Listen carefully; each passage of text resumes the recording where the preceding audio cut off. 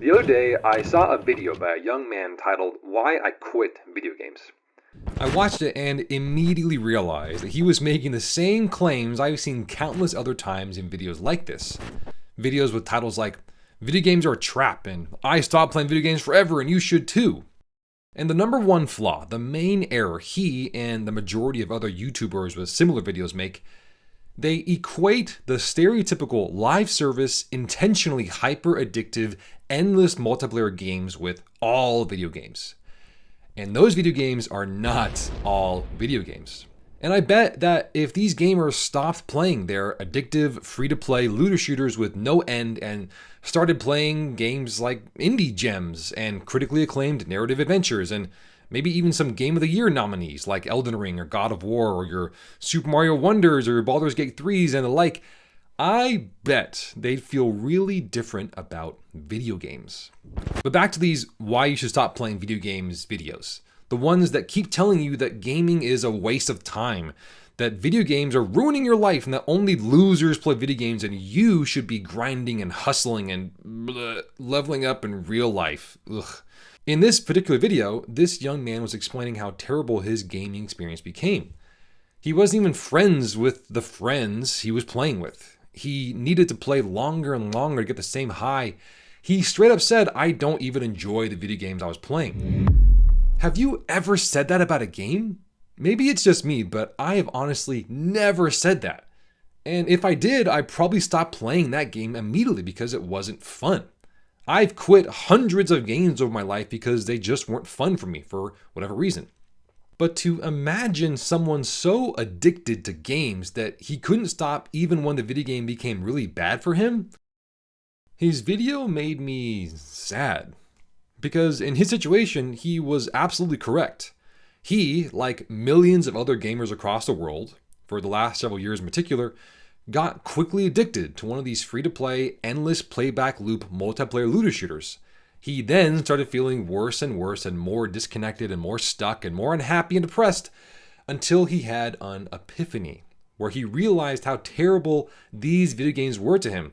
Then he mercifully and thankfully stopped, and then he made a video telling others why they should quit video games too. From what this young man said in this video, it sounds like he absolutely made the right choice in his life and quit the video games he was playing. It's clear that he was getting addicted and was experiencing the worst reactions to a drug, and it's a good thing he was able to stop himself. But I need to clarify something here. For me and tens of millions of other gamers around the world, not all games are like that, and we can't make the mistake in thinking they are. Today, the video games that are most popular with kids age 18 and under are not video games I want my own kids to play. These games usually have a few trademark traits. They're free to play so that anyone can afford it. They're primarily competitive multiplayer experiences, usually centered around a battle royale format where the last person standing wins, and they're a live service game, which means the developers are constantly pumping out endless, continual updates through things like season passes, battle passes, customization options, and new features to keep players invested over time. For me, a few main titles come to mind: Fortnite, League of Legends, PUBG, Valorant, Rocket League, Warzone, Apex Legends, and similar games. These games are in a very specific class and category of video games because these games are designed to get you addicted, which is not something you can really say for many other video games. Back in college, as I was studying to get my master's in psychology, I actually took a whole class about the addictive nature of casinos. We were able to learn that once you walk into a casino, you are subconsciously bombarded and overwhelmed by literally every psychological manipulation trick in the book. And as long as you're in that building, you are subject to this psychological warfare, most of the time without even realizing it. That was the first time I learned that casinos don't have clocks on the wall anywhere. Why? Because they don't want gamblers to look up and realize they've been sitting at the blackjack table for over 4 hours. Same reason why they don't have windows either. No setting sun or rising moon to remind you that it's been hours. For anyone who has actually been to a casino, have you ever wondered why it's always so freaking hard to find the bathroom in these mazes of neon lights and the ding ding sound effects that reverberate throughout your skull at every turn? The casino wants to make it hard for you to decide to leave the table and go take a leak. Every time someone wins something, anything, anywhere, that game announces the winner to everyone within hearing range, making you feel like that could be you next. Even the fact that you have to use chips instead of real cash money. From a psychological perspective, it's much easier to throw 5 green-colored chips on the table instead of a crisp new $100 bill you have to take out of your wallet. Again, these casinos know these things, and they use every trick they can think of, and many more they're probably hiding, to get you to stay and keep giving them money. Now look, Fortnite doesn't operate like casinos, okay? PUBG is not a casino. Genshin Impact does not have the ability to confuse and trick you like Caesar's Palace in Vegas does. But they do have a lot of similar strategies. And for me, that's already enough to be very wary and cautious around these games. And that's just for me, a grown adult. There ain't no way in hell I'm letting my kids around these games unsupervised. Just like I wouldn't let my young kids walk around unsupervised in a casino with $1,000 in cash, I'm not going to let my kids play games unsupervised that simulate these casinos with their intentionally and primarily addictive nature. I mean, Fortnite and PUBG and Apex Legends aren't out here winning awards for story or art direction or sound design or anything. And then look, I also can't be surprised when suddenly my kid has put in 200 hours in a single month at a Rocket League, like many of her friends consistently do, if I let them be around these kind of games. Regardless of the creepy gambling incentives targeting underage kids and the blatantly addictive nature of these games are extremely popular and firmly in the center of the zeitgeist for high schoolers, middle schoolers, and grade schoolers across the world. My kids will undoubtedly be exposed to enormous amounts of these games in pop culture, in their friend groups, on TV and movies, and across the social media channels of people in their age groups. But despite all of that, there are a ton of reasons why I'm not going to let my kids play any free-to-play games. There's a quote from the Netflix documentary The Social Dilemma that always comes to mind when I hear about these types of games. Quote, "If you're not paying for the product, you are the product." And I don't want my kids to become a product. I won't let that happen. I have 2 young kids, and in a few years, they'll probably be playing a lot of video games. In fact, I hope they do. I grew up playing video games, and I freaking love them. I love them so much, I made a whole gaming channel about them, so I can constantly talk about video games with other gamers like you. One quick reminder, I make a lot of videos like this, and if you want to watch more of them, be sure to click that subscribe button. Okay, where was I? Oh yeah, all right. Some of my most cherished and precious memories growing up were playing video games with my friends, talking about them, sharing experiences and memories with our loved ones over a shared obsession with these things. But when it comes to free-to-play games, I just cannot foresee my kids having those kind of experiences with each other, their cousins and their friends and their old dad, because these are a different type of video game. If you play games for over 25 years like I have, it's easy to see that not all games are created equal. And in the past 6 to 8 years or so, the gaming industry has seen a huge and frankly alarming influx of these hyper-addictive, manipulative, empty-calorie, endless feedback loop experiences designed by hundreds and thousands of highly skilled marketers and behavioral psychologists and salespeople to get players to play the game as long as possible and to spend as much money as possible on that game. And these companies use an enormous amount of subconscious psychological warfare to do it, kind of like a casino.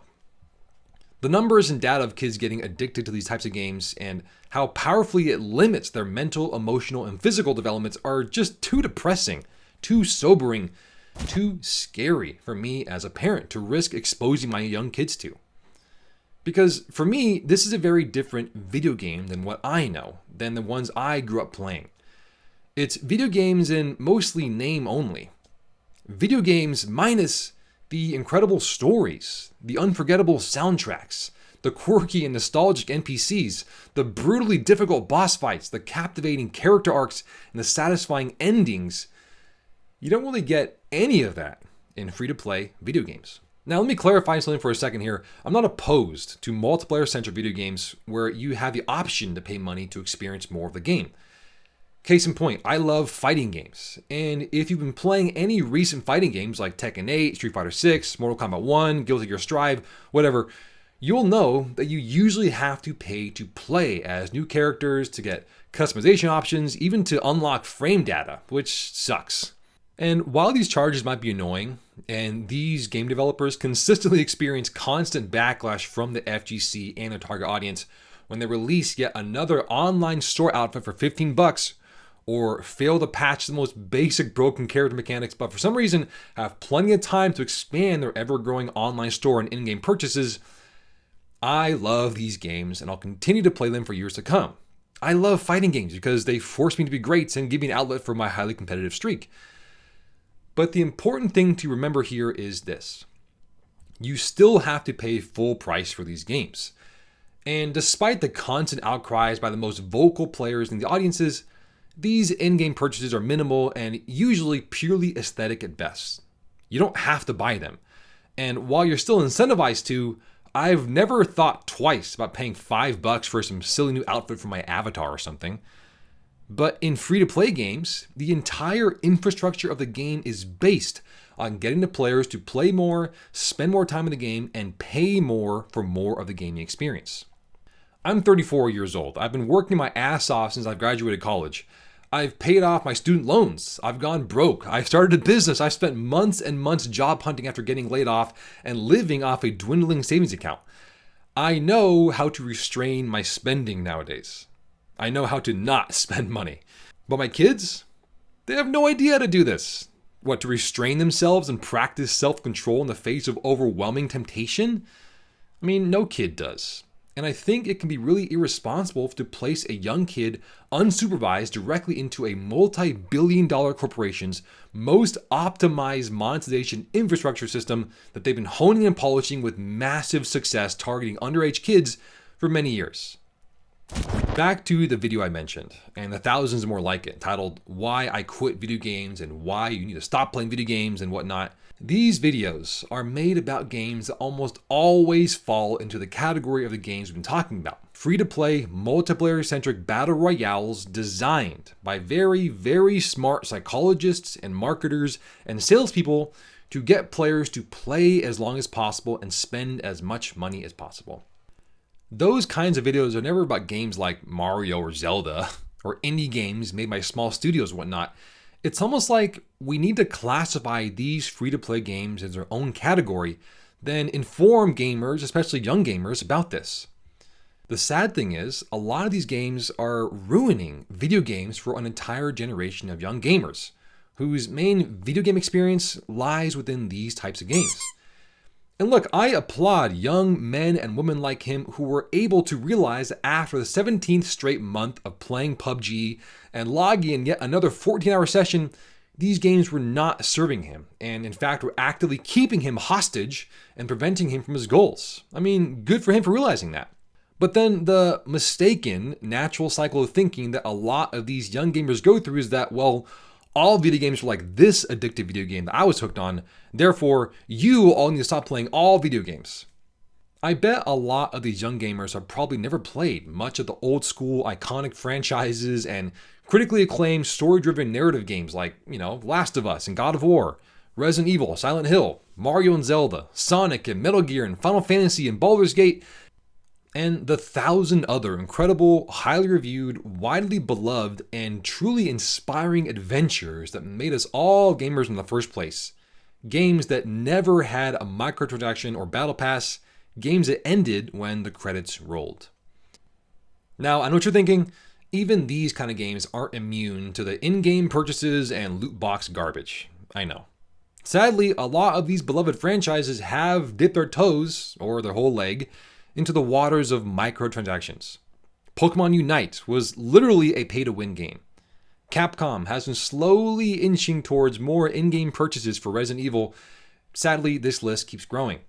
Simply put, there's money to be made off these games, to be sure. And even the best franchises can be susceptible to getting dollar signs in their eyes. But still, no one is making videos telling everyone to quit gaming because Tears of the Kingdom, or Alan Wake 2, or the Dead Space remake, or Dave the Diver were too addictive.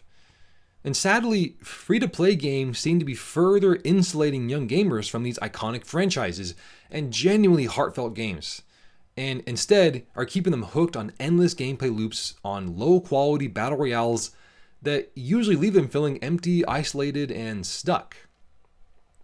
The thing is, video games, and on a larger scale, most forms of entertainment, social media, television, movies, whatever, can be a productive use of your time if you're disciplined enough to let them be.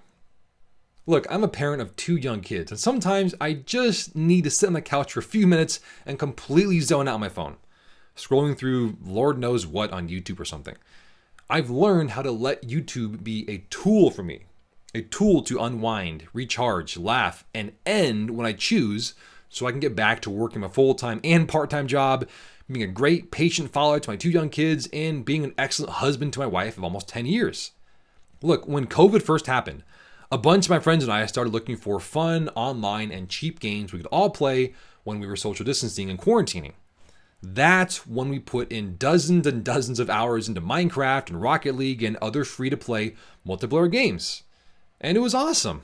We had a great time laughing and connecting over the very games that have driven other gamers like this young man in his video to become so addicted that their life was suffering. And I'm not saying I'm better or worse than these gamers who do get hooked. In fact, I'm grateful I never did let these games truly get me hooked like that. I was able to stop playing because I kind of recognized that as addictive as these games were, there were plenty of other ways I could spend my time and be productive, learn new real-world skills, and make more time for my family, or just play other non-addictive video games. But it takes that discipline. It's easy to just play one more round and enter the lobby yet again. In fact, you can bet these kind of free-to-play games have done everything they can to make you do so.